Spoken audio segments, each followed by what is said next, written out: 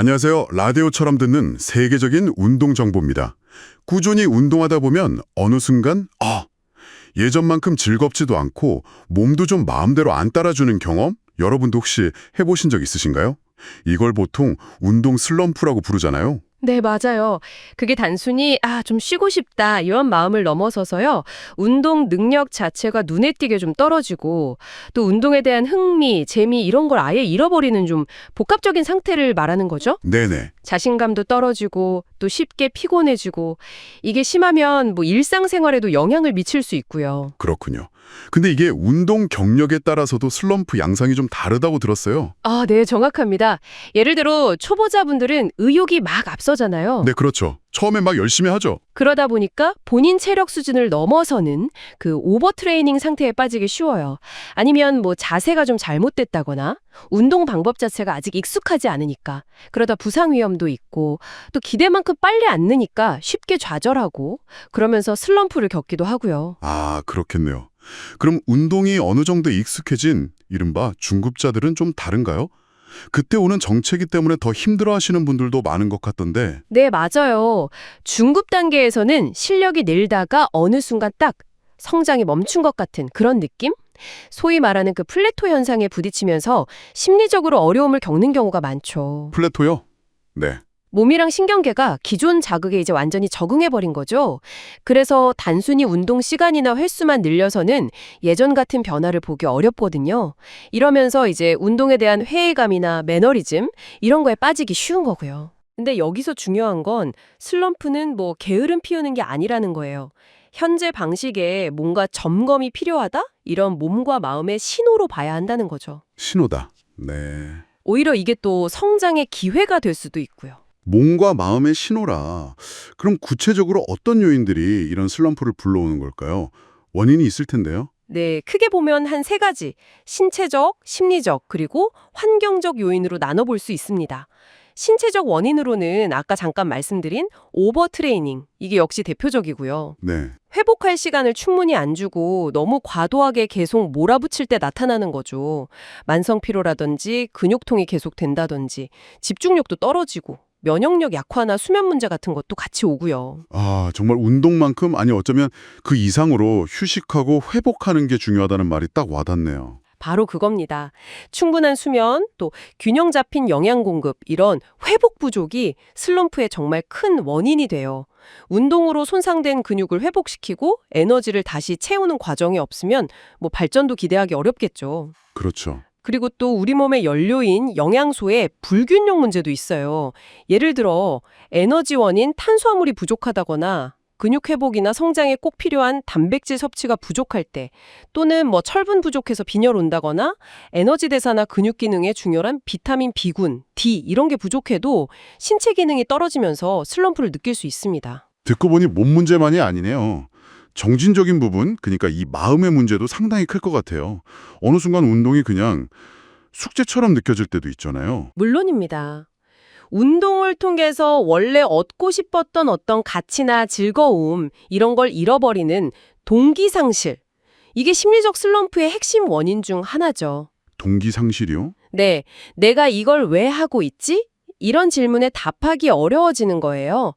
또 목표 달성에 대한 압박감, 너무 심한 압박감이나 아니면 뭐 SNS 같은 데서 다른 사람들이랑 자꾸 비교하면서 받는 스트레스. 이것도 운동을 계속하기 어렵고요. 비교하는 거. 네. 마지막으로는 구체적이고 좀 현실적인 목표가 없는 상태. 그 스마트 원칙이라고 하잖아요. 네, 스마트 원칙, 구체적이고 측정 가능하고. 네, 달성 가능하고 관련성 있고 시간 제한이 있는 이런 목표 없이 그냥 막연하게 운동하는 목표 불확실성. 이것도 방향을 잃게 만들어서 슬럼프를 유발할 수 있습니다. 몸과 마음 문제 말고도 주변 환경 변화도 무시 못할 것 같아요. 예를 들어 이직이나 이사 같은 거요. 생활 패턴이 확 바뀌잖아요. 맞습니다. 이직, 이사, 뭐 새로운 관계 형성 같은 일상의 변화들. 이게 기존 생활 리듬을 깨고 스트레스를 높여서 운동 루틴을 유지하기 어렵게 만들죠. 또 날씨, 너무 덥거나 춥거나 뭐 장마철, 미세먼지 심한 날.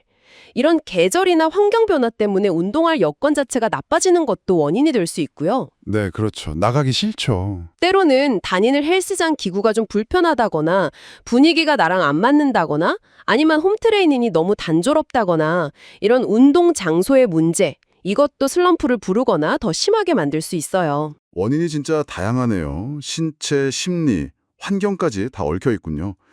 그럼 내가 지금 겪는 게 단순 슬럼프인지 아니면 혹시 좀 더 심각한 번아웃인지 이건 어떻게 구분할 수 있을까요? 그리고 언제쯤 전문가 도움이 필요할까요? 일단 자신의 상황을 아까 말씀드린 그 세 가지 요인 있죠? 신체, 심리, 환경. 여기에 비춰서 점검해 보는 게 우선이고요. 슬럼프랑 번아웃의 가장 큰 차이는 그 영향 범위에 있다고 볼 수 있어요. 영향 범위요? 네. 슬럼프는 주로 운동이라는 특정 영역에 좀 국한된 기능 저하나 의욕 상실을 의미하는 경향이 강해요. 반면에 번아웃은 만성적인 스트레스가 쌓여서 나타나는 건데 일이나 삶 전반에 걸쳐서 극심한 에너지 고갈, 냉소적인 태도, 무력감 이런 걸 특징으로 하죠. 훨씬 광범위한 거죠. 아, 그렇군요.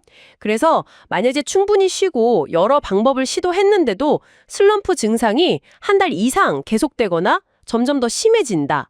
그리고 이런 상태가 운동뿐 아니라 그냥 일상생활 전반에 좀 심각하게 영향을 미친다 싶으면 그때는 전문가랑 상담해보는 게 좋습니다. 또 특정 부위 통증이 계속되거나 부상이 자꾸 재발하는 경우 이것도 의학적인 진단이 필요할 수 있고요. 결국 이 슬럼프라는 게 운동 여정의 끝이나 실패가 아니라 어쩌면 잠시 멈춰서 나를 좀 돌아보고 더 나은 방향으로 가기 위한 과정, 뭐 이렇게 볼 수도 있겠네요. 정확합니다. 슬럼프는 현재 방식이 더 이상 나한테 맞지 않거나 효과가 없다는 아주 중요한 피드백 신호예요. 이걸 계기로 내 몸과 마음의 소리에 좀 더 귀 기울이고 무조건 성장만 쫓기보다는 지속 가능한 즐거움을 찾는 데 집중한다면 오히려 이전보다 더 건강하고 성숙한 운동 습관을 만들 수 있습니다. 어떻게 보면 슬럼프는 피해야 할 대상이라기보다 이걸 어떻게 좀 지혜롭게 활용할 것인가? 이게 더 중요한 질문일 수도 있겠네요. 여러분, 꾸준히 운동하는데도 이유 없이 계속 피곤하거나 예전엔 가뿐했던 무게가 갑자기 좀 버겁게 느껴진 경험 있으신가요? 네, 그런 경우 많죠. 이게 단순 슬럼프라고 넘기기엔 뭔가 좀 이상하다 싶을 때 그 오버트레이닝 증후군 OTS를 의심해 볼 수 있습니다. 맞아요. 이게 그냥 하루 이틀 피곤한 거랑은 차원이 좀 다르거든요. 그렇죠. 회복하는데 몇 주, 심하면 몇 년까지 걸릴 수도 있다고 하니까 만성적인 상태인 거죠. 네, 핵심은 결국 훈련이랑 회복 사이의 균형이 딱 깨졌다는 신호예요. 흔히 그냥 운동 너무 많이 했나 이렇게 생각하기 쉽잖아요. 네, 근데 실제로는 훨씬 복합적입니다. 단순히 훈련량이 많은 것 외에도 맨날 똑같은 운동만 한다거나 그 단조로움, 단조로움도 원인이 되는군요. 네, 그리고 너무 시합에 자주 나가거나 아니면 일이나 뭐 관계에서 오는 그런 심리적 스트레스, 이것도 크고요. 스트레스. 또 영양 불균형, 이게 아주 중요해요. 특히 우리 몸 주 에너지원인 탄수화물 있잖아요. 네네. 그거 부족하거나 근육 회복에 꼭 필요한 단백질, 뭐 비타민, 미네랄 같은 미량 영양소 부족, 그리고 잠 못 자는 거, 이게 다 문제를 확 키우죠. 결국 몸이 감당할 수 있는 그 스트레스 총량을 그냥 넘어버리는 거네요. 시스템 전체가 그냥. 그렇죠. 관리불능 상태에 빠지는 거죠. 그러면 우리 몸이 보내는 그 경고 신호들, 이걸 빨리 알아차리는 게 중요하겠네요. 가장 대표적인 게 뭘까요? 가장 흔한 건 역시 충분히 쉬어도 피로가 안 풀리는 거. 만성 피로죠. 쉬어도 피곤한 거? 네, 그리고 운동 능력이 눈에 띄게 떨어져요. 예전엔 잘했는데 갑자기 안 되는 거죠. 근력도 줄고 근육통도 평소보다 더 오래 가고요. 잠은요? 잠도 잘 못 잔다고 들었는데. 맞아요. 잠들기 어렵거나 자다가 자주 깨거나 수면의 질이 확 나빠지는 것도 신호고요. 면역력도 떨어져서 감기에 더 자주 걸리는 분들도 꽤 있고요. 면역력 저하. 그리고 이거 하나 체크해 보시면 좋은데요. 아침에 딱 일어났을 때 재는 안정시 심박수 있잖아요. 네, 있죠. 그게 평소보다 분당 한 5회에서 10회 이상 꾸준히 높게 나온다. 그러면 이것도 한번 좀 유심히 볼 필요가 있어요. 이건 정말 실용적인 지표인데요. 당장 내일부터 재봐야겠어요. 네, 도움이 되실 거예요. 근데 이게 몸만 힘든 게 아니에요. 심리적으로도 변화가 오거든요. 심리적으로요? 예를 들면 어떤? 예전에는 막 운동하는 게 즐거웠는데 갑자기 재미없어지고 하기 싫다. 의욕이 뚝 떨어지는 거죠. 네. 집중력도 저하되고 또 별 이유 없이 기분이 확 가라앉거나 좀 불안감을 느끼기도 하고요. 사소한 일에도 버럭 짜증내는 거. 과민성이라고 하죠. 아, 과미성. 이런 것도 나타날 수 있어요. 중요한 건 뭐냐면 이런 신체적인 증상이랑 심리적인 증상이 서로만 영향을 주고받아요. 악순환이죠. 몸이 힘드니까 마음도 지치고 또 마음이 지치니까 몸은 더 안 낫고 뭐 그런 거군요. 딱 그거예요. 아니 근데 우리 몸 안에서 대체 무슨 일이 벌어지길래 이렇게까지 되는 걸까요? 이게 그냥 뭐 의지의 문제, 정신력 문제 이런 건 아닌 거잖아요. 그럼요. 의지 문제가 절대 아니죠. 핵심적인 변화 중 하나는 우리 몸의 그 스트레스 조절 시스템, 뭐랄까 스트레스 대응 본부라고 할 수 있는 이 본부가 끊임없는 스트레스 신호 때문에 지쳐버리면 그 스트레스 호르몬 코르티솔 있잖아요. 네, 코르티솔. 이걸 제대로 조절을 못하게 돼요. 어떤 경우는 만성적으로 너무 높게 유지가 되거나 반대로 어떨 땐 필요할 때 분비가 안 되거나 좀 뒤죽박죽이 되는 거죠. 아, 조절 능력이 망가지는 거군요. 그렇죠. 동시에 근육 성장이나 회복에 중요한 역할을 하는 테스토스테론 같은 그런 동화 호르몬 분비는 또 줄어들 수 있고요. 그럼 근육은 잘 안 생기고 피곤하고 기분도 오락가락하고 이게 다 호르몬 불균형 때문일 수 있겠네요. 네, 직접적인 원인이 될 수 있습니다. 그게 다 연결돼서 나타나는 증상들이죠. 근데 호르몬 시스템뿐만 아니라 면역 체계에도 문제가 생긴다고 아까 잠깐 언급하셨잖아요. 그래서 감기 자주 걸리는 거랑 관련이 있다고요. 네, 관련이 깊습니다. 보통 우리가 고강도 운동을 딱 하고 나면 일시적으로 면역 기능이 좀 떨어지는 시기가 와요. 이걸 열린 창문, 오픈 윈도우라고 부르거든요. 열린 창문이요? 재미있는 표현이네요. 네. 근데 오버트레이닝 상태에서는 이 창문이 더 오래 열려 있거나 아니면 더 활짝 열려버리는 거예요. 그러니까 온갖 감염에 더 취약해지는 거죠. 아하, 창문이 안 닫히는 거군요. 그렇죠. 그리고 또 다른 중요한 가설이 사이토카인 가설이라는 건데요. 사이토카인, 염증 물질 같은 건가요? 네, 맞아요. 몸이 계속 스트레스 상태에 있으면 염증을 조절하는 신호물질인 사이토카인이 좀 과도하게 분비가 돼요. 네, 이 염증성 사이토카인이 온몸을 막 돌아다니면서 뇌 기능에도 영향을 주는 거예요. 그래서 우리가 느끼는 그 만성적인 피로감, 우울감, 통증에 대한 민감도 증가, 이런 걸 유발할 수 있다는 설명입니다. 와, 그럼 이게 단순히 피곤한 게 아니라 몸 전체에 약간 염증 반응이 퍼진 결과일 수도 있다는 거네요? 네, 그렇게 볼 수 있는 거죠. 상당히 심각할 수 있어요. 정말 생각보다 심각한 문제네요. 그럼 이런 오버트레이닝 증후군 어떻게 예방하거나 만약 이미 겪고 있다면 어떻게 좀 극복해야 할까요? 그냥 무작정 푹 쉬면 되는 건가요? 무작정 쉬는 것만이 능사는 아니에요. 물론 휴식이 중요하지만 핵심은 스마트한 훈련이랑 적극적인 회복, 이 두 가지예요. 스마트한 훈련, 적극적인 회복. 네, 훈련 측면에서는 강도랑 양에 좀 계획적으로 변화를 주는 거, 운동 주기화라고 하죠. 이걸 적용하는 게 중요해요. 매일 똑같이 막 몰아붙이는 게 아니라요? 그렇죠. 고강도 훈련 주간이 있으면 저강도 훈련 주간도 있고 아예 푹 쉬는 휴식 주간도 계획적으로 넣는 거죠. 아, 계획적인 휴식. 그리고 주간 훈련량을 늘릴 때도 한 번에 확 늘리지 말고 한 10% 이내로 점진적으로 늘리는 게 안전하고요. 점진적으로. 네. 그리고 의도적으로 훈련 강도랑 양을 확 줄이는 기간, 디로딩이라고 부르는데요. 디로딩이요? 네. 이 디로딩 기간을 훈련 계획에 반드시 포함시키는 게 아주 효과적인 예방 전략이에요. 몸이 과부하에 적응하고 또 회복할 시간을 주는 거죠. 아, 그러니까 훈련을 그냥 막 하는 게 아니라 되게 현명하게 조절해야 하는 거군요. 근데 회복도 적극적으로 해야 한다고 하셨어요. 이건 무슨 뜻인가요? 네.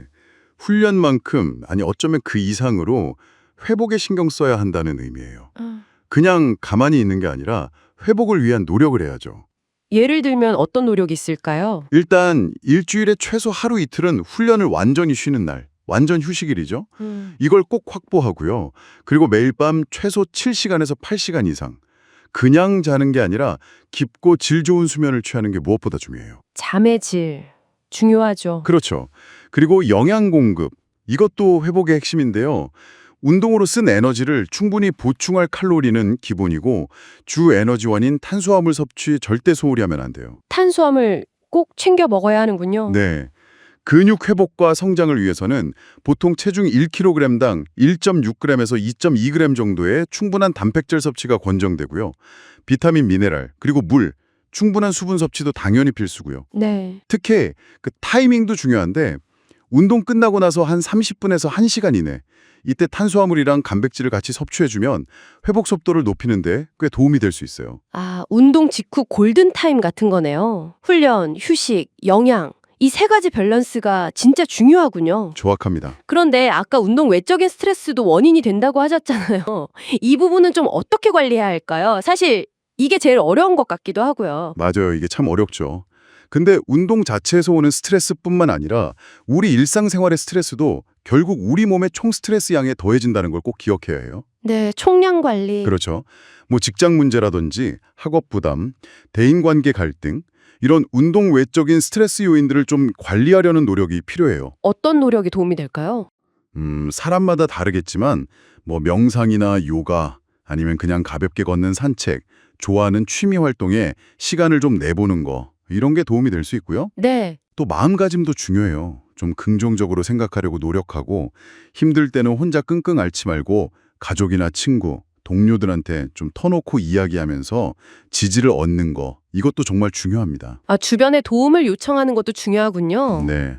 결국 오버트레이닝 증후군은 몸과 마음의 어떤 종합적인 관리 시스템이 무너진 상태니까 회복 역시 좀 다각적인 접근이 필요한 거죠. 운동을 꾸준히 해도 어느 순간 좀 변화가 멈춘 것 같을 때가 있습니다. 기록도 제자리 걸음이고 몸의 변화도 좀 더디고 이걸 정체기라고 하죠. 보통 다이어트는 한 4주 차, 근력 운동은 10주에서 12주, 유산소는 또 12주에서 16주 정도 지나면 경험할 수 있다고 하는데요. 이게 실패가 아니에요.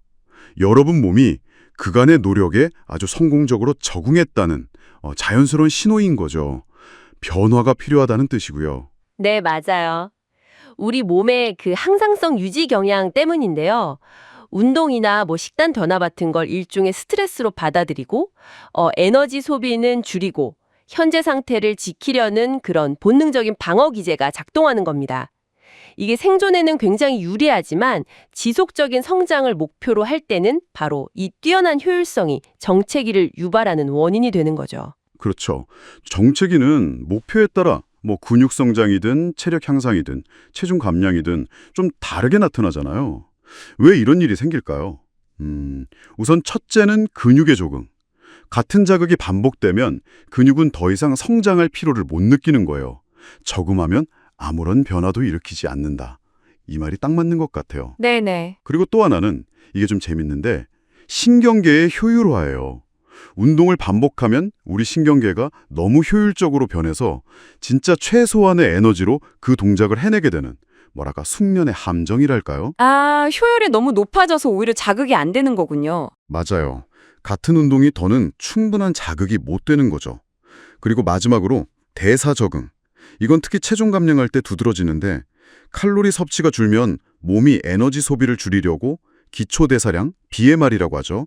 이걸 낮추고 적응성 열발생이라고 해서 에너지 효율을 높여서 막 아끼려고 해요.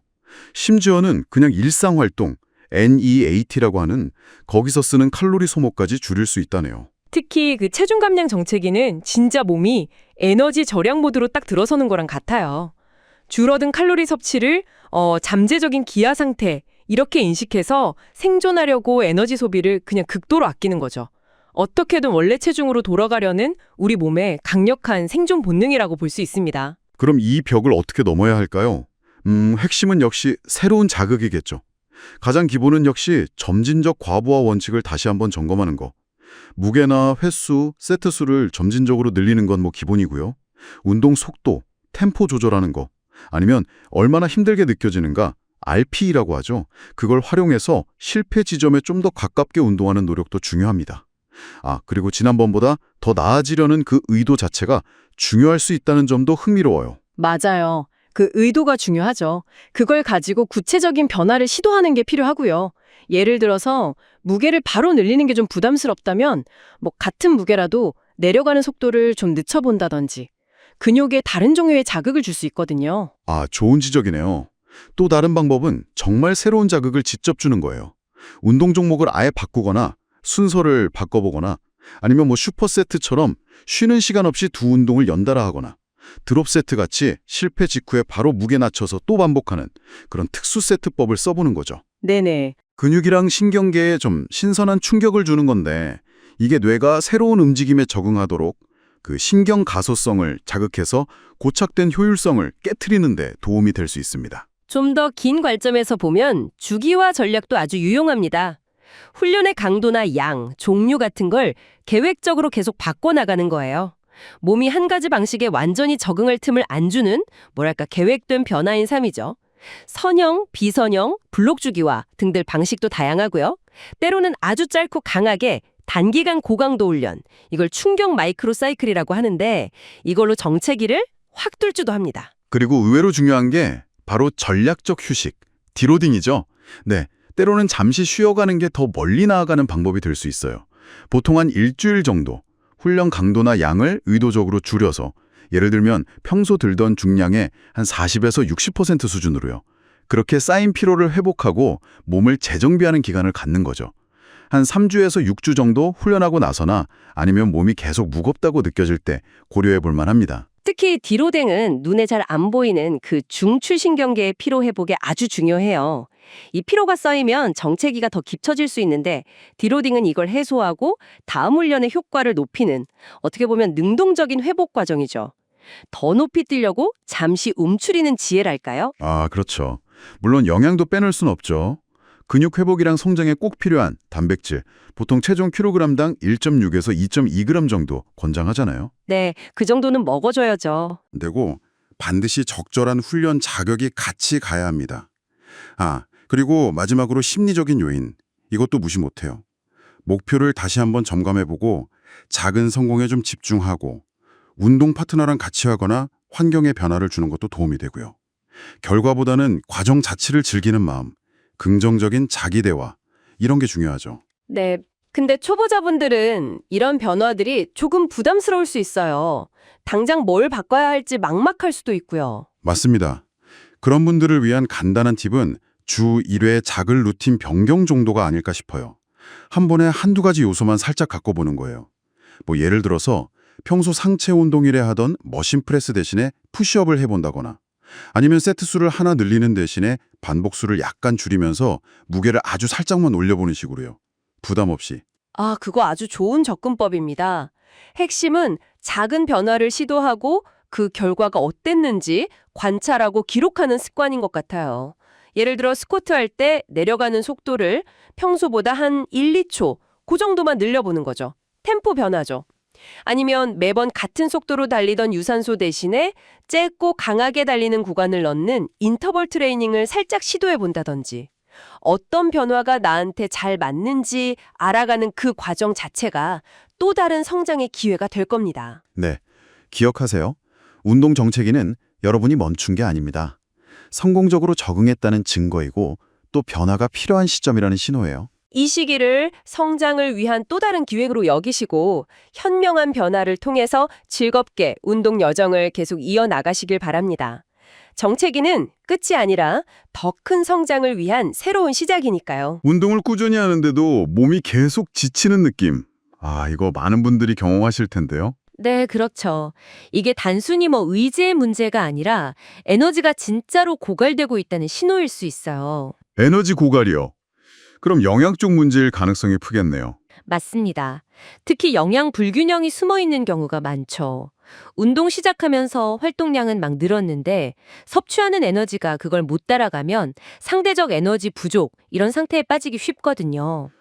상대적 에너지 부족이요? 그러니까 단순히 적게 먹는 것뿐만 아니라 운동량에 비해 충분히 안 먹어도 문제가 되는 거군요. 네, 바로 그겁니다. 이런 상태가 계속되면 피로는 기본이고 운동 효과도 떨어지고 좀 심하면 부상 위험까지 높아질 수 있어요. 결국 총 들어오는 칼로리가 나가는 칼로리보다 적으면 몸 전체 시스템에 스트레스를 확 주는 거네요. 그렇죠.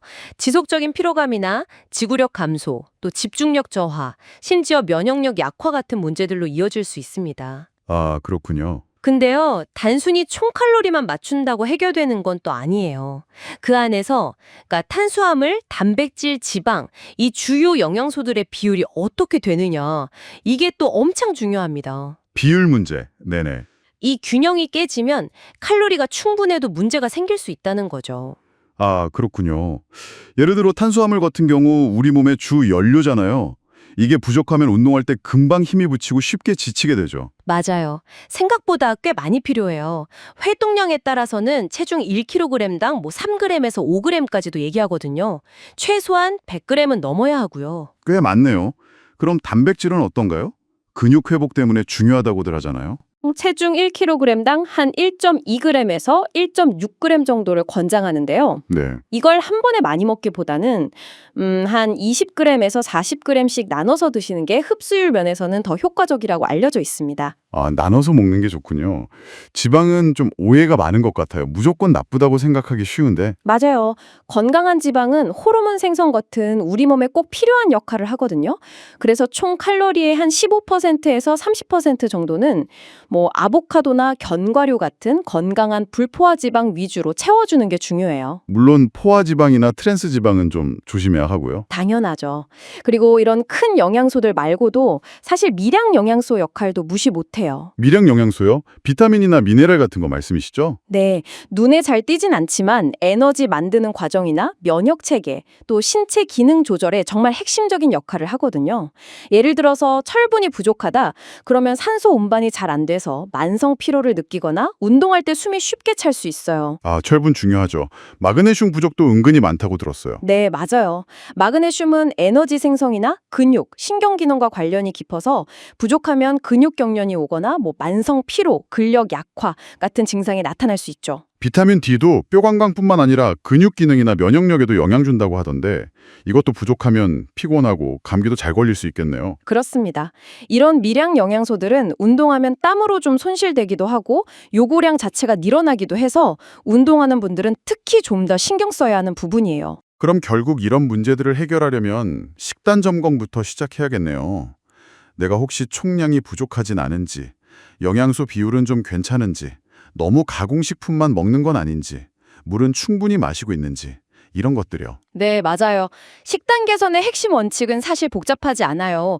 다양한 식품군으로 균형 있게 먹고 가공을 최소화한 자연식품 위주로 먹고 정제당이나 첨가당은 좀 줄이고 물 충분히 마시고 그리고 규칙적인 식사 시간과 양도 중요하고요. 실천 팁 같은 것도 있을까요? 일단 아침 식사 거르지 않는 거. 이게 중요하고요. 점심은 좀 영양 균형 생각해서 챙겨 드시고 저녁은 비교적 가볍게요. 그리고 운동 전후 타이밍도 신경 쓰면 좋은데요. 아, 운동 전후 영양 공급 타이밍이요? 네, 운동 한두 시간 전에는 복합 탄수화물 위주로 미리 에너지를 좀 채워두고 운동 끝나고 나서는 30분에서 1시간 안에 탄수화물이랑 단백질을 같이 먹어주면 회복에 도움이 많이 됩니다. 그렇군요. 간식 같은 것도 잘 활용하면 좋겠네요. 건강한 걸로요. 그럼요. 견과류나 요거트 같은 거요. 그리고 상황에 따라서는 영양 보충제도 고려해 볼 수 있겠죠. 단백질 보충제라던가 종합 비타민 미네랄, 오메가3 같은 것들이요. 아, 보충제. 근데 이건 어디까지나 식사를 보충하는 수단으로 생각해야 하고요. 성분 잘 확인하고 좀 믿을 만한 회사 제품으로 고르는 게 중요해요. 가능하다면 전문가랑 상담해 보는 게 제일 좋고요. 결국은 꾸준히 내 몸 상태를 살피고 식단을 관리하는 노력이 필요하겠네요. 요즘엔 식단 기록하는 앱 같은 것도 잘 나와 있으니까 그런 걸 활용하면 좀 객관적으로 파악하고 조절하는 데 도움이 될 것 같아요. 맞습니다. 작은 습관 하나하나가 쌓여서 큰 차이를 만드는 거니까요. 핵심은 이겁니다. 몸이 지치면 의지도 꺼진다. 이걸 꼭 기억하셔야 해요. 에너지를 먼저 채워라. 네, 운동 슬럼프를 극복하고 다시 즐겁게 운동하려면 먼저 몸의 에너지를 채우는 것, 즉 올바른 영양 관리가 가장 기본이라는 점을 잊지 마세요. 운동하다 보면 슬럼프가 오잖아요. 근데 혹시 그럴 때 쉼을 너무 단순하게 그냥 활동 멈추는 걸로만 생각하고 있진 않으신가요? 아, 네. 그럴 수 있죠. 열정만큼이나 몸을 회복시키는 게 중요한데 그냥 쉬는 거랑 적극적인 회복은 좀 다른 개념이거든요. 적극적인 회복이요? 휴식이랑 회복이 다른 건가요? 네. 보통 휴식하면 잠자는 것처럼 수동적인 걸 생각하기 쉬운데 회복은 좀 더 능동적이에요. 운동으로 지친 몸을 다시 최상으로 돌리기 위해서 영양 섭취나 스트레칭, 마사지처럼 의도적인 노력을 하는 거죠. 아, 그러니까 그냥 멈춰 있는 게 아니라 뭔가 더 해야 하는 거군요. 그렇죠. 근육이 운동하면 미세하게 손상됐다가 회복하면서 더 강해지는 거잖아요. 그럼 이 회복 과정이 호르몬이나 신경계, 에너지 충전 같은 거에도 다 관여하는 건가요? 정확합니다. 회복이 단순히 피로만 푸는 게 아니에요. 운동 후에 스트레스 호르몬, 그 콜티솔 수치는 좀 낮추고 성장 호르몬 분비는 촉진시키고요. 아, 성장 호르몬. 네. 그리고 신경계가 너무 과부하 걸리지 않게 안정시키고 또 다음 운동 잘 하려면 에너지, 그러니까 글리코겐도 다시 채워줘야 하고요. 이 모든 게 다 회복에 포함됩니다. 그래서 그냥 쉬는 게 아니라 전력적인 쉼이 필요하다. 이 말씀이시군요. 네, 맞아요. 그 대표적인 예로 딜로드라는 게 있던데 이건 뭔가요? 훈련 강도나 양을 일부러 줄이는 기간이라고 하던데요. 네, 맞습니다. 딜로드는 계속 운동하면서 쌓이는 피로를 좀 관리하고 오버트레이닝이나 부상 위험을 낮추는 전략이에요. 장기적으로 보면 이게 성장에 더 도움이 되거든요. 얼마나 자주 하는 게 좋아요? 보통 한 3주에서 6주 훈련하고 한 번씩 하거나 아니면 몸이 좀 계속 피곤하다 싶을 때, 그럴 때 적용하면 좋습니다. 방법은요? 그냥 무게를 줄이나요? 네, 뭐 평소 들던 무게의 한 60에서 70% 정도만 쓰거나 아니면 세트 수나 반복 횟수를 한 반 정도로 줄이는 방식이 일반적이죠. 이게 완전히 쉬는 건 아니고 가볍게 하면서 자세 점검할 기회로 삼을 수도 있고요. 딜로드 말고 그 휴식일에 가볍게 움직이는 거 있잖아요. 능동적 회복, 걷기나 조깅 같은 거요? 이건 어떤가요? 능동적 회복도 아주 좋습니다. 혈액순환을 좀 더 원활하게 해서 근육에 쌓인 피로물질을 빨리 빼주는 데 도움이 돼요. 근육통에도 좋겠네요. 네, 근육통이나 좀 뻣뻣한 느낌도 줄여주고 유연성 유지에도 좋죠. 그리고 뭐랄까 심리적으로도 운동을 아예 쉬는 것보다는 좀 낫다는 분들도 계시고요. 아, 그럴 수 있겠네요. 근데 너무 힘들게 하면 안 되죠. 그렇죠. 그게 중요해요. 진짜 가볍게, 최대 노력의 한 50% 이하로 해야지 안 그러면 오히려 몸에 더 스트레스 줄 수 있거든요. 회복 효과만 딱 얻어야죠. 결국 슬럼프를 잘 넘기려면 몸만 챙길 게 아니라 마음까지 포함해서 총체적인 회복이 중요하겠네요. 맞습니다. 핵심은 결국 잠, 영양, 그리고 스트레스 관리. 이 세 가지 같아요. 네, 특히 잠은 정말 중요해요. 뭐 어떤 보충제보다도 강력한 회복 도구죠. 하루에 한 7시간에서 9시간 정도 푹 자는 동안 성장 호르몬이 막 나오면서 근육이 회복되거든요. 아, 자는 동안에요? 네, 그래서 규칙적인 시간에 자고 일어나고 자기 전에 스마트폰 같은 블루라이트 피하는 거, 이런 기본적인 것들이 정말 큰 차이를 만들어요. 네. 운동 끝나고 한 30분에서 2시간 사이, 이른바 기회의 창이라고 하잖아요. 네네. 그때 탄수화물이랑 단백질을 적절한 비율로 딱 섭취해주면 고갈된 에너지, 글리코겐을 빨리 채우고 근육 만드는 데 아주 효과적입니다. 물론 물 충분히 마시는 건 기본이고요. 마지막으로 마음의 짐, 정신적인 스트레스도 슬럼프의 큰 원인이 되니까요. 그럼요.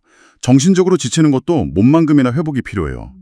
명상이나 호흡 운동도 좋고 아니면 그냥 좋아하는 취미 활동을 하거나 자연 속에서 좀 시간을 보내는 거, 이런 게 다 도움이 됩니다. 스트레스 푸는 거네요. 네, 마음을 좀 편안하게 해주는 거죠. 이런 심리적 이완이 의외로 신체 회복 속도에도 영향을 줘요. 근데 많은 분들이 제일 걱정하는 게 그거잖아요. 쉬면 근손실 오는 거 아니야?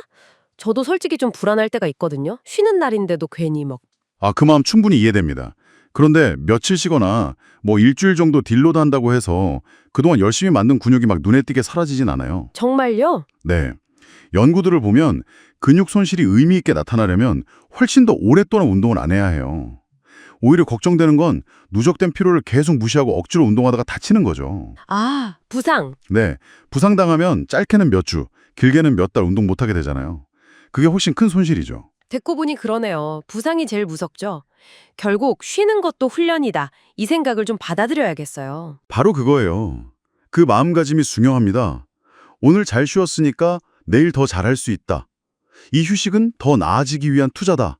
이렇게 긍정적으로 생각하는 거죠. 네, 긍정적인 자기 대화. 네. 그리고 아예 훈련 계획 짤 때부터 딜로드나 휴식일을 딱 넣어두고 그날은 그냥 즐거운 활동을 하세요. 운동 생각 잠시 있고요. 그리고 평소에 내 몸 상태가 어떤지, 얼마나 피곤한지 좀 꾸준히 관찰하는 습관을 들이는 게 중요합니다. 그게 불안감도 줄이고 건강하게 회복하는 방법이에요.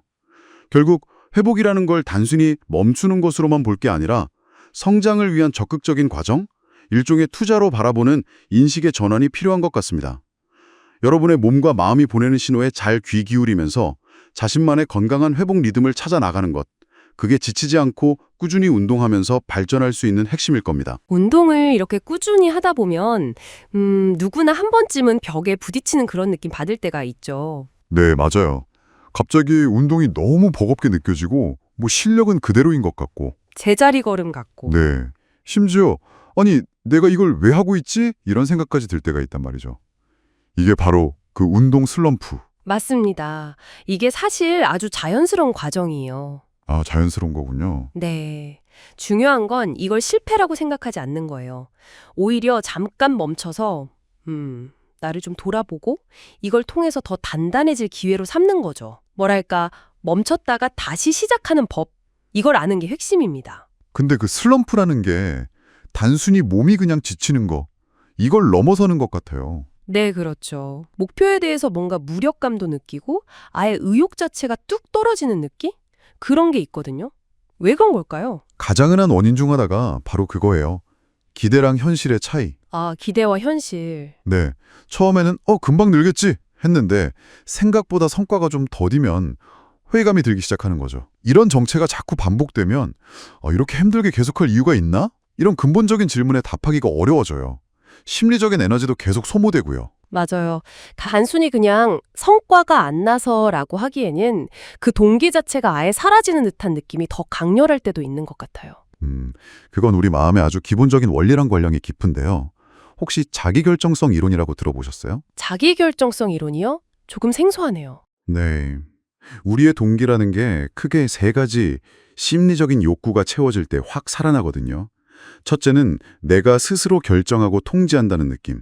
바로 자율성이고요. 둘째는 나 좀 잘하고 있네 하는 느낌, 유능성이고요. 그리고 마지막은 다른 사람들이랑 좀 연결되어 있다는 느낌, 관계성. 이 세 가지가 충족될 때 동기가 막 활활 타오르는데 슬럼프 때는 이게 다 흔들리기 쉬운 거죠. 아하. 운동이 뭔가 내 통제 밖에 있는 것 같고 자율성 저하, 발전이 없으니까 나 왜 이렇게 못하지? 무능력하게 느껴지고 유능성 저하, 또 때로는 혼자 하는 것 같아서 고립감도 들고요. 관계성 저하. 그렇군요. 다 연결되어 있네요. 네. 이러면 운동 자체가 주는 즐거움 있잖아요. 그 내재적 동기가 약해질 수밖에 없어요. 심리적인 요인이 정말 크군요. 혹시 뇌과학적으로도 설명이 될까요? 그럼요. 당연히 되죠. 뇌의 도파민 보상 시스템 변화를 빼놓을 수가 없어요. 도파민이요? 네. 운동을 통해서 우리가 기대했던 보상 있잖아요. 예를 들면 실력이 는다거나 아니면 성취감을 느낀다거나 이런 경험이 자꾸 좌절되면 뇌는 노력해도 소용없네? 이렇게 약간 학습을 하게 돼요. 이걸 보상 예측 오류라고 하는데요. 이런 경험이 쌓이면 도파민 시스템 자체가 좀 둔감해질 수 있습니다. 예전만큼 운동에서 즐거움을 못 느끼고 의욕도 떨어지게 되는 거죠. 만성적인 스트레스도 이 시스템 기능을 방해하고요. 와, 듣고 보니까 정말 복합적이네요. 몸도 마음도 뇌까지. 그렇죠. 그럼 이 좀 막막한 상황에서 빠져나오려면 뭘 해야 할까요? 일단 과거의 그런 실패 경험에서 벗어나서 좀 긍정적인 기계를 만드는 게 중요할 것 같은데요. 정확합니다. 아주 좋은 지적이세요. 가장 효과적인 방법 중 하나가 바로 목표를 새롭게 설정하거나 아니면 재구성하는 거예요. 과거의 그 부정적인 기억에서 좀 벗어나서 미래의 가능성 쪽으로 시선을 돌리는 거죠. 이게 뇌에 긍정적인 신호를 보내서 도파민 분비를 촉진하고 다시 움직일 힘을 주는 겁니다. 목표를 그럼 완전히 싹 바꿔야만 하는 건가요? 아니요, 꼭 그럴 필요는 없어요. 기존 목표를 훨씬 더 작고 좀 현실적인 단계로 잘게 쪼개는 거. 이것도 좋고요. 아니면 결과보다는 과정 자체에 좀 더 집중하는 방식으로 바꿔보는 것도 아주 효과적입니다. 예를 들면요. 예를 들어서 매일 1시간 고강도 운동. 이게 너무 버거웠다면 이번 주엔 그냥 즐겁게 30분씩 딱 3번만 운동하자. 이렇게 바꾸는 거죠. 훨씬 부담이 덜하네요. 그렇죠. 또 중요한 게 내가 처음에 왜 운동을 시작했는지 그 근본적인 이유 있잖아요. 건강이라든지 스트레스 해소라든지 이걸 현재 목표랑 다시 한번 연결시켜 보는 거예요.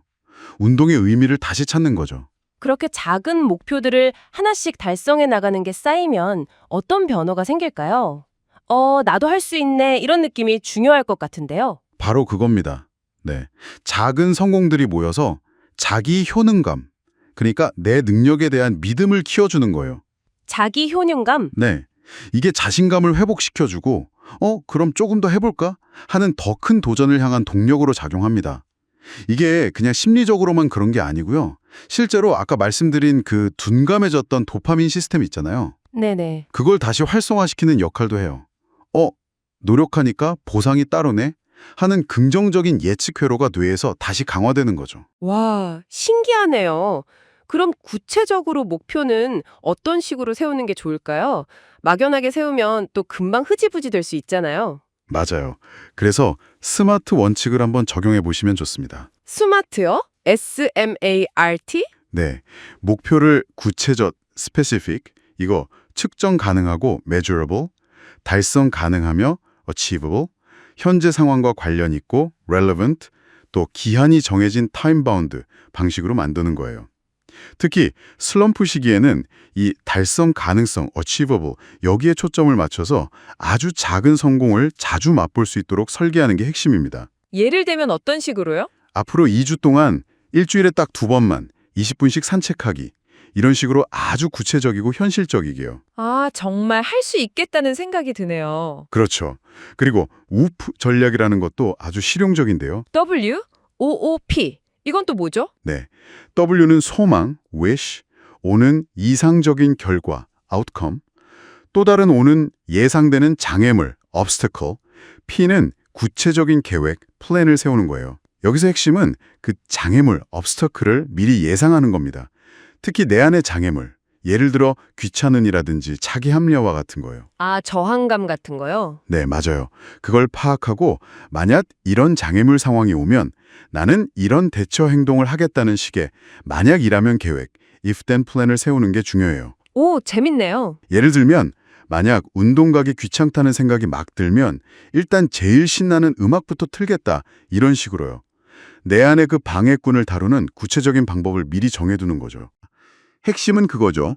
운동 자체의 즐거움, 그리고 의미, 또 내가 이걸 주도하고 있다는 느낌, 자율성, 이걸 되찾는 것이 중요해요.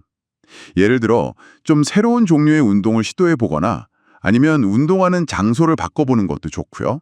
환경을 바꾸는 거군요. 네. 아니면 친구랑 같이 하거나 또 결과에 집착하기보다는 그날그날 운동하면서 느낀 점 같은 걸 간단하게 일기로 써보는 것도 도움이 됩니다.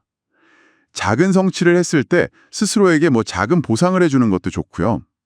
내가 운동을 통해서 얻는 진짜 가치는 뭘까? 예를 들면 스트레스 해소라든지 아니면 정신적인 명료함 같은 거요.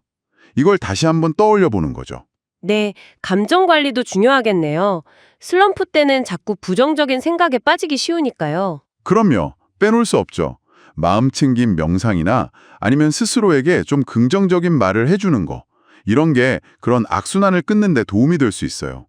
예전에 박찬호 선수가 명상을 통해서 또 박지성 선수가 초심으로 돌아가서 작은 성공 하나하나의 의미를 부여하면서 슬럼프를 이겨냈다는 이야기도 있잖아요. 아, 맞아요. 그런 이야기들. 네, 그런 것처럼 여러분에게 맞는 방법을 찾는 게 중요합니다. 그리고 충분히 쉬고 잘 자는 거, 이건 기본 중에 기본이고요. 결국 중요한 건 포기하지 않는 끈기, 그리고 변화를 시도하려는 용기인 것 같아요. 네. 결국 운동 슬럼프라는 건 끝이 아니거든요. 잠시 멈춰서 자신을 돌아보고 더 나은 방향으로 나아가기 위한 그런 재정비의 시간이니까요. 아, 여러분 혹시 꾸준히 하던 운동이 어느 순간 좀 지겹다, 따분하다 이렇게 느껴지신 적 없으신가요? 뭐랄까 맨날 똑같은 헬스장, 같은 루틴 이런 거요? 이게 근데 단순히 내 의지가 부족한가? 이런 문제가 아닐 수도 있다는 거예요. 우리 뇌가 원래 본질적으로 좀 새로운 걸 계속 찾도록 되어 있대요. 그래서 변화가 없으면 자연스럽게 지루함을 느끼는 거죠. 네, 맞아요. 그게 아주 중요한 포인트인데요. 이게 반복되는 자극에 우리 뇌의 보상 시스템, 특히 그 도파민 반응 있잖아요. 그게 좀 무뎌지는 습관화 현상 때문이거든요. 그러니까 한때는 되게 즐거웠던 운동인데 이게 더 이상 뇌에 충분한 보상을 주지 못하게 되는 거예요.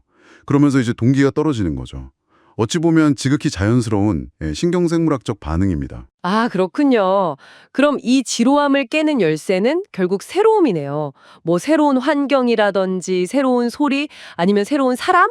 이런 신선한 자극이 뇌의 보상 경로를 탁 이렇게 활성화시킨다. 이런 말씀이시죠? 바로 그거죠. 그리고 조금 덧붙이자면 새로운 환경이라는 게 단순히 그냥 다른 경험, 이걸 넘어서요. 뇌가 뭔가 더 큰 보상이 있을지도 몰라. 이렇게 잠재적으로 기대를 하게 만들어요. 그래서 운동 자체가 다시 좀 매력적이고 기대되는 활동으로 느껴지게 만드는 거죠.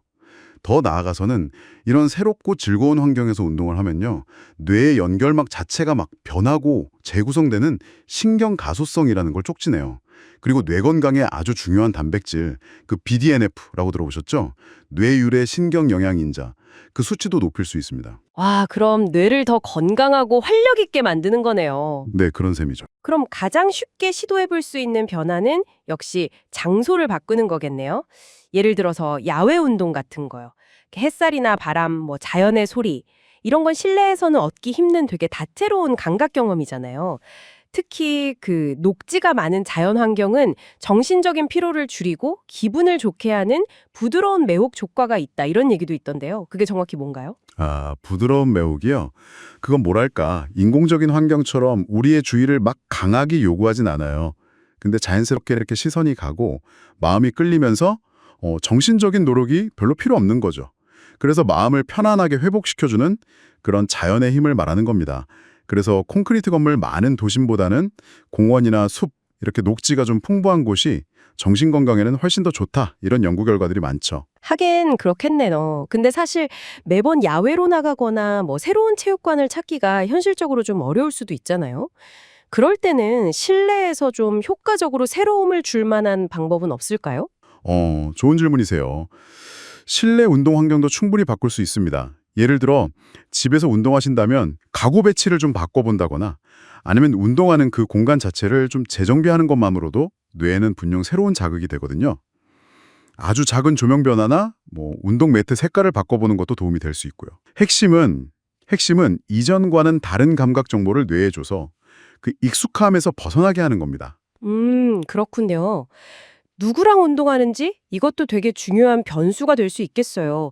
다른 사람이랑 같이 하면 서로 막 으쌰으쌰 동기부여도 되고 사회적 촉진 효과라고 하던데 혼자 할 때보다 더 힘이 나기도 하잖아요.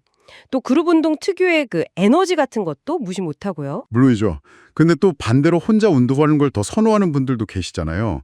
그럴 땐 타인의 시선이나 뭐 속도에 맞출 필요 없이 그냥 자기 페이스대로 운동에 온전히 집중하면서 마음 챙김 운동이라고 하죠.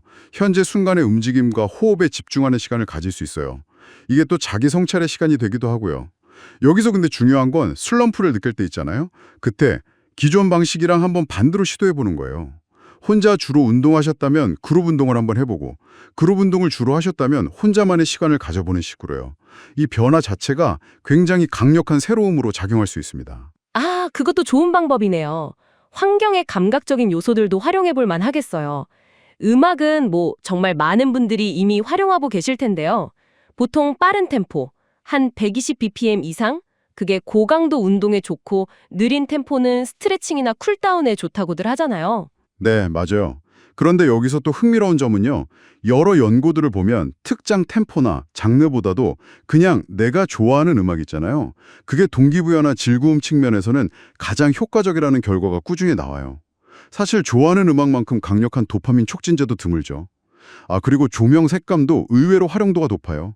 예를 들면 준비 운동할 때는 좀 붉은 계열로 에너지를 끌어올리고 본 운동 중에는 노란 계열로 집중력을 더 높여주고 마무리 운동할 때는 좀 차분한 청록색 계열로 이완을 돕는다. 뭐 이런 식으로 공간의 분위기를 조절해 볼 수 있어요. 오, 조명까지. 향기도 활용할 수 있다고요? 운동하면서 향기라니 이건 좀 생소한데요? 네, 후각이 우리 감정이나 기억에 굉장히 직접적인 영향을 미치거든요. 그래서 의외로 강력한 도구가 될 수 있습니다. 뭐 예를 들면 페퍼민트 향 같은 경우는 활력을 주고 집중력을 높이는 데 도움이 될 수 있고요. 라벤더 향은 심리적인 안정이나 이완을 주고 상큼한 시트러스 계열 향은 기분 전환이나 상쾌함을 더해줄 수 있죠. 뭐 거창하게 할 필요 없이 디퓨저를 쓰거나 아니면 운동 수건에 천연 에센셜 오일 한두 방울 떨어뜨려서 사용하는 아주 간단한 방법으로도 충분합니다. 와, 정말 그러네요. 꼭 뭐 크고 거창한 변화만 필요한 건 아니라는 점도 기억해야겠어요. 당장 새로운 운동복 사는 것만으로도 기분이 확 달라지잖아요. 이게 그냥 기분 탓이 아니라 심리적인 효과도 있는 거라고요. 네, 그렇습니다. 그 인크로즈드 코그니션이라고 우리말로는 차기 인지 효과라고 하는데요. 이게 뭐냐면 우리가 입은 옷이 우리의 생각이나 감정, 행동에 영향을 미친다는 개념이에요. 그러니까 운동복을 딱 입는 그 행위 자체가 스스로를 나는 지금 운동하는 사람이야. 이렇게 인식하게 만들고 그게 또 자신감이나 운동 동기를 높여줄 수 있다는 거죠. 이야, 정말 사소한 변화인데 효과가 있군요. 그러면 운동 전후의 루틴이나 운동 시간대를 바꿔보는 건 어때요? 그것도 도움이 될까요? 아주 좋은 방법입니다. 그게 뇌를 리셋하는데 아주 효과적인 전략이죠. 예를 들어 평소 가던 길 말고 다른 길로 한번 체육관에 가본다거나 운동 전에 마시는 음료를 살짝 바꿔본다거나 늘 아침에 운동했다면 저녁 시간으로 한번 옮겨보는 식으로요. 이런 작지만 의식적인 시도들이 하나하나 모여서 그 익숙함에서 오는 지루함의 틀을 깨고 슬럼프를 벗어나는데 중요한 동력이 될 수 있습니다. 네, 들어보니까 결국 운동 슬럼프 구톡의 열쇠는 우리가 운동하는 환경을 좀 더 의식적으로 관찰하고 또 조절하면서 새로움이라는 도구를 아주 적극적으로 활용해서 뇌를 계속 즐겁게 자극하는 데 있는 것 같네요. 네, 핵심을 아주 잘 짚어주셨습니다. 슬럼프가 올 때까지 그냥 수동적으로 기다리기보다 주기적으로 운동 환경에 좀 작더라도 변화를 시도하면서 권태로움 자체를 예방하는 게 중요해요. 자신의 운동 환경을 적극적으로 탐색하고 또 실험해보고 그러면서 자신에게 가장 잘 맞는 방식으로 만들어 나가는 그런 환경 조성 기술을 익히는 것. 이것이야말로 어쩌면 지치지 않고 꾸준히 운동을 이어갈 수 있는 그런 지속 가능한 운동 습관의 핵심일지도 모릅니다. 운동하다 보면 누구나 슬럼프를 겪게 되죠. 이게 뭐 단순히 의지나 노력 부족 뭐 이런 문제가 아닐 때가 많더라고요. 네, 맞아요. 스트레스나 아니면 심리적인 문제일 수도 있고 혹은 그냥 운동 방법이 잘못됐거나 그럴 수 있죠. 네. 그래서 혼자서는 이 터널을 빠져나가기가 쉽지 않을 때가 많아요. 그렇죠. 이럴 때 사실 전문가의 도움이 슬럼프를 극복하는 데 정말 강력한 동반자가 될 수 있습니다. 동반자요? 네, 슬럼프가 꼭 좌절만은 아니거든요. 오히려 자기를 좀 더 깊이 이해하고 뭐랄까 성장할 기회가 되기도 하고요. 아, 성장할 기회? 좋은 관점이네요. 그럼 슬럼프 극복을 돕는 전문가들은 어떤 유형이 있을까요? 가장 먼저 떠오르는 건 역시 그 퍼스널 트레이너, PT인데요. 네, PT, 퍼스널 트레이너는 주로 신체 변화나 운동 수행 능력 향상 이런 데 좀 초점을 맞추죠. 신체 변화요? 네, 운동 방법이 너무 단조롭거나 아니면 잘못된 자세 때문에 정체기를 겪는 분들한테 특히 중요해요. 개인의 목표나 체력 수준을 딱 분석해서요. 아, 맞춤형으로요? 그렇죠. 맞춤형 운동 프로그램을 설계하고 뭐 예를 들면 분할 운동법을 좀 바꿔본다든지 아니면 점진적으로 운동 강도나 무게를 늘리는 식으로 조절해 주는 거죠. 그럴 때 참고하는 뭐 기준 같은 게 있나요? 보통 NSM이나 AC 같은 좀 공신력 있는 기관들의 가이드라인을 많이 참고합니다. 아하. 그리고 자세 교정도 중요하잖아요. 특히 스쿼트나 데드리프트 같은 거요. 정말 중요하죠. 정확한 운동 자세를 딱 교정해주면 부상 예방은 물론이고 운동 효율 자체가 확 올라가거든요. 맞아요. 그렇게 눈에 보이는 변화가 생기면 자신감 회복에도 큰 도움이 될 것 같아요. 그렇습니다. 이런 신체적, 기술적인 문제 해결에 강점이 있는 거죠, PT는. 근데 슬럼프 원인이 꼭 몸에만 있는 건 아니잖아요. 피트니스 코치는 좀 다르다고 들었는데요. 네, 맞아요. 피트니스 코치는 조금 더 넓은 관점에서 접근해요. 신체뿐만 아니라 생활 습관, 영양, 스트레스 관리 같은 전반적인 라이프 스타일을 개선해서 슬럼프 극복을 돕는 거죠. 라이프 스타일 전반이요? 네. 그러니까 슬럼프의 근본 원인을 좀 다각도로 분석하는 거예요. 예를 들어서 잠은 잘 자는지, 영양은 균형 있게 섭취하는지, 아니면 혹시 심리적으로 힘든 점은 없는지 이런 것들을 보고 현실적인 목표를 다시 설정하도록 돕죠. 운동 자체에 다시 좀 재미를 붙이도록 돕는 역할도 중요하겠네요. 그럼요. 개인의 흥미나 생활 패턴을 고려해서 FITT 원칙 있잖아요. 아, FIT. 빈도, 강도, 시간, 종류. 네. 그걸 조절해 주거나 아니면 아예 크로스핏이나 등산처럼 새로운 운동을 제안해서 좀 활력을 되찾게 도와주는 거죠. 운동의 즐거움을 다시 찾는 거군요. 네. 그리고 동기부여나 긍정적인 마인드셋 형성도 지원하고요. 과거에 성공했던 경험을 떠올리게 한다거나 스스로에게 좀 긍정적인 말을 하도록 돕는 거죠. 운동과 삶의 균형을 찾아주는 조력자 같은 느낌이네요. 근데 만약에 마름의 문제가 더 크다면요? 슬럼프가 계속 반복되거나 불안감이 너무 심하거나 아예 번아웃된 상태일 수도 있잖아요. 네, 그렇죠. 심지어 그 입스 현상처럼 특정 동작이 갑자기 안 되는 경우도 있고요. 아, 입스요? 네. 그런 경우에는 스포츠 심리 상담사의 전문적인 도움이 필요할 수 있습니다. 스포츠 심리 상담사요? 네. 경경질환이나 실패에 대한 두려움, 아니면 지나친 완벽주의 같은 거 있잖아요. 슬럼프를 유발하는 좀 더 깊은 심리적 원인을 탐색하고 해결하는 데 초점을 맞춥니다. 입수처럼 심리적인 문제가 신체 수행 능력에 직접 영향을 주는 그런 복잡한 상황도 다루고요. 아, 그럼 어떤 방식으로 도움을 주나요?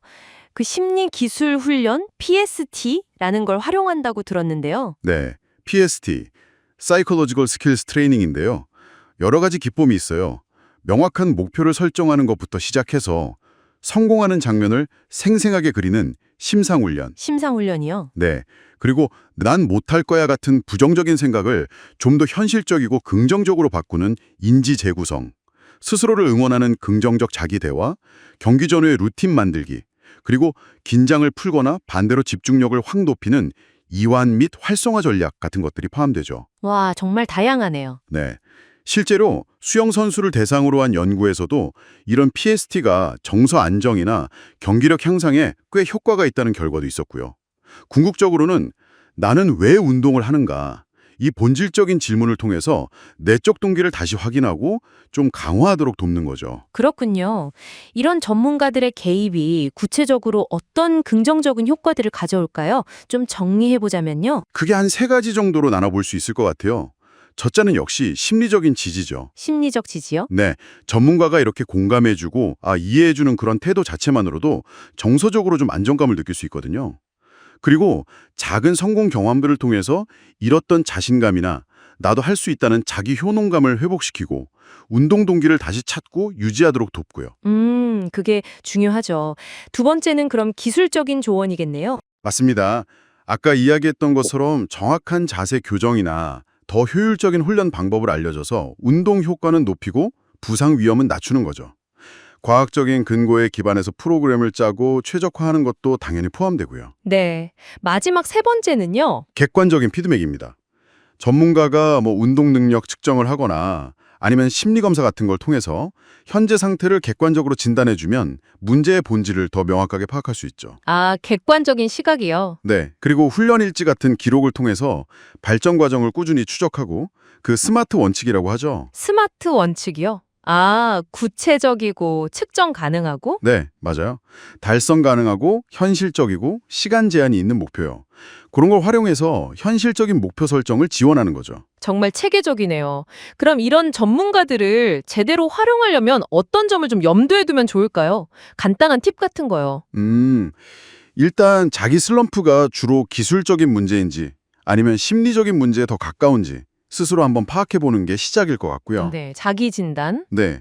그리고 전문가를 선택할 때는 당연히 자격증이나 경력, 그리고 자신과 잘 맞는 스타일인지 이런 걸 확인하는 게 중요하겠죠. 그렇죠. 처음 만났을 때는 자신의 현재 상태나 목표를 솔직하고 구체적으로 이야기하고 궁금한 건 망설이지 말고 질문해야 하고요. 소통이 중요하군요. 그럼요. 전문가의 조언이나 피드백은 좀 열린 마음으로 받아들이고 실제 행동으로 옮기려는 노력도 필요하고요. 진행 상황을 꾸준히 공유하면서 필요하다면 계획을 수정해 나가는 그런 능동적인 파트너로서 함께 노력하는 자세가 중요합니다. 확실히 전문가와 함께 한다면 슬럼프가 그저 힘든 시기가 아니라 정말 한 단계 더 도약하는 그런 발판이 될 수 있겠네요. 네, 그렇습니다. 운동 슬럼프를 겪고 있을 때 신체적인 한계 지점을 점검하는 것만큼이나 어쩌면 그보다 더 중요하게 내 마음의 한계는 어디쯤일까 하고 한번 들여다보는 것이 진짜 돌파구를 찾는 열쇠가 될 수 있다고 생각합니다. 건강해지려고 시작한 운동이 오히려 또 다른 스트레스가 되는 경험? 많은 분들이 공감하실 텐데요. 운동 잘하다가도 갑자기 슬럼프에 빠지기도 하고요.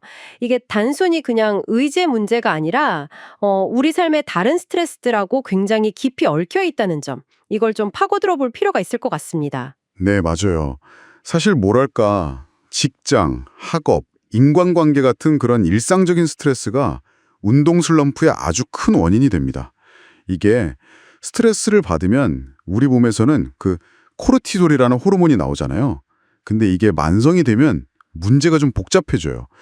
우리 몸의 스트레스 반응 시스템 핵심인 그 시상하부, 뇌하수체, 부신축, 줄여서 HPA축이라고 하는데요. 이 HPA축이 계속 과하게 자극되면서 코르티솔이 막 넘쳐나게 되는 거죠. 아, 코르티솔 스트레스 호르몬으로 많이 들어봤죠. 네. 이게 구체적으로 그럼 운동 능력에는 어떤 영향을 주는 건가요? 코르티솔이 과하면요. 에너지 대사나 면역 기능, 또 염증 반응에 영향을 줘서요. 운동 능력 자체가 떨어지고 회복도 더뎌집니다. 아, 회복까지요? 네. 잠도 잘 못 자게 되고요.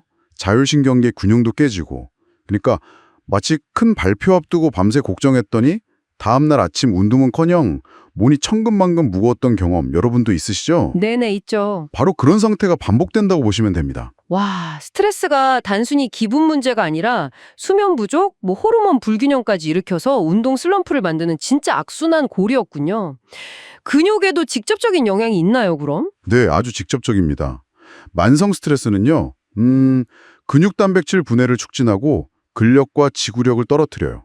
그리고 근육 합성에 중요한 테스토스테론 같은 호르몬 수치도 낮추고요. 아, 정말요? 네, 몸의 염증 수치도 높아져서 운동 후에 회복이 느려지고 심하면 만성 근육통으로 이어질 수도 있습니다. 아, 그리고 신경계에도 영향을 줘서 반응 속도가 느려지거나 집중력도 떨어지죠. 결국 근육이 운동에 적응하고 성장하는 능력, 그 근가소성을 방해하는 셈입니다. 이야, 몸뿐만 아니라 마음에도 큰 영향을 미치겠네요.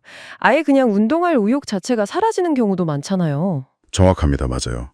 스트레스는 운동에서 느끼는 재미나 성취감 이런 걸 앗아가거든요. 오늘도 운동 가야지 하는 그 마음 자체를 약하게 만들어요. 나는 해도 안 돼 같은 자기 효능감도 떨어뜨리고요. 그렇죠. 특히 운동 처음 시작하시는 분들은 스트레스 때문에 초반에 성과가 잘 안 보이면 쉽게 좌절하고 포기하게 되죠. 또 스트레스 때문에 머릿속이 복잡하면 새로운 운동 동작을 배우거나 계획을 세우는 것도 어렵게 느껴지고요. 이런 부정적인 감정들이 쌓여서 운동에 대한 거부감만 커지는 그런 악순환에 빠지기 쉽습니다. 정말 스트레스가 몸과 마음에 이렇게 복합적으로 또 악순환적으로 영향을 미치는군요.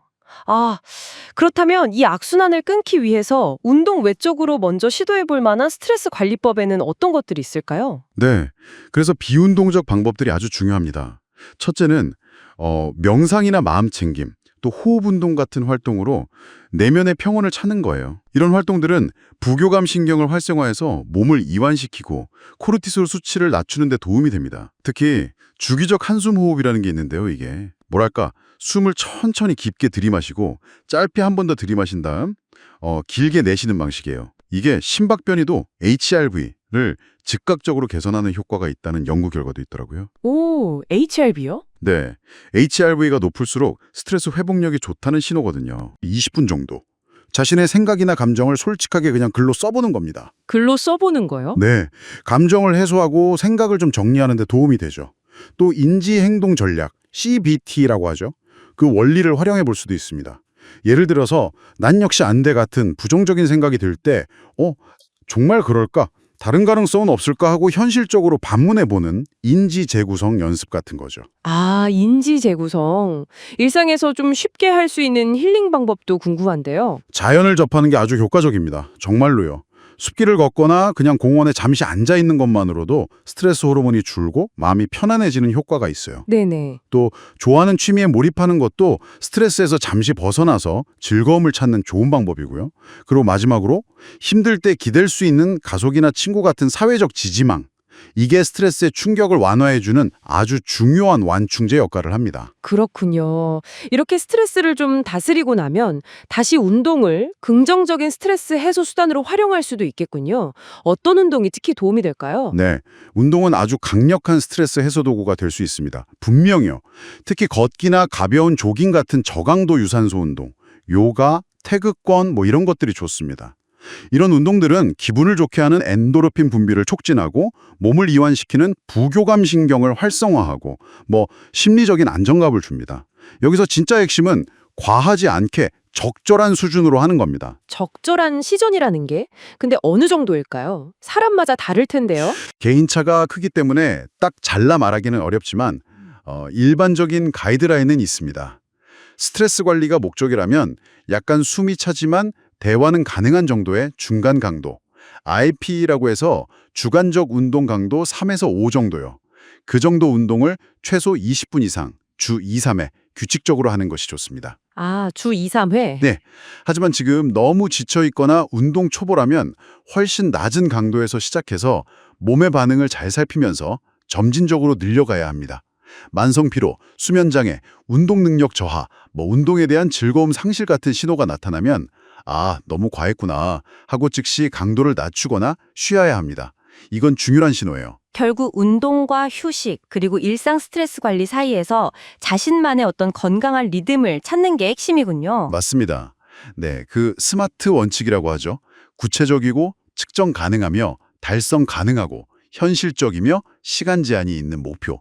이걸 활용해서 현실적인 운동 계획을 세우되 너무 빡빡하게 지키려 하기보다는 좀 유연하게 조절하는 것이 중요합니다. 유연하게. 네, 운동 자체의 즐거움이나 성취감 같은 내재적 동기를 찾고 꾸준히 할 수 있도록 습관 형성 전략을 활용하는 것도 도움이 되고요. 때로는 계획대로 못해도 아, 그럴 수 있지 하고 자신에게 좀 너그러워지는 사기자비, 셀프 컴패션도 필요합니다. 자기자비. 중요하죠. 그렇죠. 주기적으로 자신의 감정 상태를 점검하고 부정적인 감정이 올라올 때 앞서 말한 인지 재구성이나 이완 기법 등으로 다스리는 연습도 중요하고요. 결국 운동만큼이나 삶 전체의 조율이 중요하다는 것, 이걸 기억하는 것이 핵심이라고 할 수 있겠습니다. 운동을 하다 보면요, 누구나 한 번쯤 벽에 부딪히는 그런 순간이 오죠. 네, 맞아요. 기록이 딱 멈추거나 운동 자체가 좀 지루하게 느껴지거나 그럴 때 말입니다. 근데 이게 단순히 의지나 능력의 문제가 아니다, 이걸 아는 게 지루하더라고요. 네, 그렇죠. 오히려 이게 성장의 기회가 될 수도 있고요. 맞아요. 성장의 기회. 네. 현재 방식이나 마음가짐 이런 걸 좀 점검해 보라는 신호? 그렇게 볼 수도 있죠. 세계적인 선수들도 예외는 아니었습니다. 그렇죠. 그 골프 여제 박세리 선수 이야기를 좀 해볼까요? 선수 생활 중에 정말 극심한 슬럼프, 거기에다 부상까지 겹쳐서 골프채 잡는 것조차 힘들었다고 하더라고요. 아, 정말 힘들었겠네요. 네, 잠 줄이고 연습량 막 늘려도 소용이 없었대요. 그런데 정말 의외의 돌파구가 낚시였다는 거. 이거 참 흥미롭지 않나요? 낚시요? 아, 그건 좀 뜻밖인데요. 네, 그러니까 성과 부담 없이 그냥 마음을 탁 비우는 시간. 그게 회복의 열쇠가 된 거죠. 그리고 어제보다 오늘이 내일은 오늘보다 더 좋아지겠지. 이런 긍정적인 자기 대화. 이것도 큰 힘이 됐다고 하고요. 아, 여기서 진짜 중요한 게 나오네요. 그 슬럼프 때 무조건 노력만 늘리는 게 답이 아닐 수도 있다는 점. 네네. 특히 정신적으로 압박이 심하거나 약간 과훈련 상태일 때는요. 박세리 선수처럼 원래 하던 활동이랑은 전혀 다른 거, 그냥 즐거움에 초점을 맞춘 활동이 필요할 수 있어요. 아, 그냥 쉬는 거랑은 좀 다른 거군요. 네, 그렇죠. 단순한 휴식이 아니라 뇌가 이렇게 딱 고정된 패턴에서 벗어나고 내적인 동기를 다시 찾는 일종의 전략적 회복인 셈이죠. 부정적인 생각의 고리를 끊는데 아주 효과적일 수 있습니다. 아, 전략적 회복이라 흥미롭네요. 하지만 또 어떤 때는 휴식이나 다른 활동이 답이 아닐 수도 있잖아요. 물론이죠. 야구 레전드 이승엽 선수. 이 경우는 또 달랐어요. 홈팬들 야유 속에서 공 받는 것조차 두려웠던 시기가 있었다고 하죠. 네. 아, 상상만 해도 좀 힘든데요. 그렇죠. 근데 그가 택한 방법은 초심. 그러니까 가장 기본적인 훈련으로 돌아가는 거였어요. 아, 기분으로. 네. 아주 사소한 패스 하나 성공해도 잘했어, 할 수 있잖아. 이렇게 스스로를 막 격려했대요. 이야, 이승엽 선수의 접근은 또 다른 핵심 전략을 보여주네요. 그 기본으로 돌아가기, 그리고 작은 성공 쌓기. 작은 성공 쌓기. 네, 자신감이 완전히 무너졌을 때 가장 단순한 기질에 집중해서 성공 경험을 의도적으로 조금씩 만들어가는 겁니다. 잘했어 같은 그런 긍정적인 자기대화. 이게 이런 작은 성공을 내면화하고 아, 나도 할 수 있구나 하는 그 자기 효능감 있잖아요. 그걸 점진적으로 다시 만드는데 결정적인 역할을 하죠. 박세리 선수의 휴식과는 다른 좀 더 능동적인 재건 과정이라고 볼 수 있겠네요. 상황에 맞는 접근이 필요한 거죠. 그렇군요. 상황마다 다르다. 일반인 러너 사례도 좀 인상 깊었어요. 아, 네네. 자신의 몸 상태를 잘 모르고 막 무리하다가 슬럼프가 온 경우인데 극복 방법이 독특했어요. 자신보다 느린 파트너 뒤에서 그냥 페이스 조절 없이 따라 달리는 거였죠. 그냥 따라 달린다. 네. 그러면서 이렇게 천천히 뛰어도 되는구나. 이걸 깨달으면서 달리기의 순수한 즐거움을 되찾았다고 해요. 이야, 이거는 의도적인 훈련 강도랑 초점의 변화가 얼마나 효과적일 수 있는지를 보여주는 아주 좋은 예네요. 네. 때로는 더 빨리, 더 많이 이게 아니라 오히려 더 천천히 아니면 뭔가 다르게 하는 것이 돌파구가 될 수 있다는 거죠. 맞아요. 게다가 그 파트너의 자세를 봐준다거나 이렇게 다른 사람을 돕는 과정 자체가 활동에 또 새로운 의미를 부여하고 슬럼프 시기에 흔히 느끼는 그 고립감 있잖아요. 그걸 해소하는 사회적 연결의 힘, 이것도 보여준 사례라고 할 수 있습니다. 그러네요. 듣고 보니 정말 다양한데요. 이렇게 다른 경험들을 쭉 듣고 보니까 슬럼프를 헤쳐나가는 방식이 딱 하나만 있는 건 아니지만 그래도 공통적으로 발견되는 어떤 열쇠 같은 게 있는 것 같아요. 네, 그렇습니다. 이 이야기들 속에서 몇 가지 중요한 원칙들을 저희가 발견할 수 있죠. 우선 슬럼프 자체를 인정하고 받아들이는 태도, 이게 시작인 것 같아요. 김연아 상수처럼 이것도 지나가겠지 하고 좀 담담하게 마주하는 거죠. 수용하는 자세? 네. 그리고 박세리 선수처럼 의도적으로 좀 쉬거나 전혀 다른 즐거움을 찾는 전략적 휴식, 이것도 중요하고요. 혹은 방금 그 러너처럼 훈련 방식의 변화를 주는 훈련 변수 수정, 이것도 필요할 수 있습니다. 네네. 또 이승엽 선수처럼 기본으로 돌아가서 자신감을 차근차근 다시 쌓는 것, 이것도 아주 강력한 방법이고요. 기본기의 중요성? 그렇죠. 또한 너무 큰 결과에 대한 부담에서 좀 벗어나서 과정 자체에 집중하고 작은 성공들을 소중히 여기는 그런 태도 전환, 이것도 중요합니다. 과정에 집중한다. 네. 그리고 정말 빼놓을 수 없는 게 바로 마음가짐 재정비인데요. 이승엽 선수나 박세리 선수 모두 의식적인 긍정적 자기 대화를 통해서 스스로를 다독였잖아요. 맞아요. 할 수 있다. 괜찮다. 네네. 마지막으로 혼자 힘들어하기보다는 코치든 동료든 친구든 이런 사회적 지지를 적극적으로 활용하는 거, 이게 정말 큰 힘이 됩니다. 그렇군요. 정말 다양한 줄력들이 있네요. 근데 이런 이야기들이 우리에게 힘을 주는 이유가 뭘까요? 단순히 나만 힘든 게 아니었구나 하는 그런 공감대, 그것 때문만은 아닐 것 같아요. 네, 맞습니다. 물론 공감대는 심리적인 안정감을 주죠. 근데 거기에 더해서 박세리 선수의 낚시라던가 이승엽 선수의 기본기 훈련 같은 아주 구체적인 행동 사례들 있잖아요. 네, 있죠. 이런 것들이 나도 저런 걸 한번 시도해 볼 수 있겠다, 이런 생각을 하게 만들어요. 다른 사람의 극복 과정을 보면서 나 자신의 어떤 대처 능력에 대한 믿음, 그걸 이제 자기 효능감이라고 하죠. 자기 효능감. 네, 그게 자연스럽게 올라가는 효과가 있습니다. 다른 사람의 성공 경험을 보는 것만으로도 자신감이 회복될 수 있다는 거죠. 그렇군요. 보고 배우는 효과. 그리고 또 슬럼프를 단순히 실패나 좌절의 시간으로만 보는 게 아니라 자신을 좀 더 깊이 이해하고 새로운 방식으로 성장하는 기회로 바라보게 해주는 것 같아요. 맞아요. 정확합니다. 박세리 선수도 슬럼프를 통해서 정말 많은 것을 배웠다고 했으니까요. 이게 멈춤이 아니라 성찰의 시간이 될 수 있다는 거죠. 네, 성찰의 시간. 의미 있네요. 여기까지 라디오처럼 듣는 세계적인 운동 정보였습니다. 이 영상이 좋으셨다면 구독과 좋아요 부탁드릴게요. 감사합니다.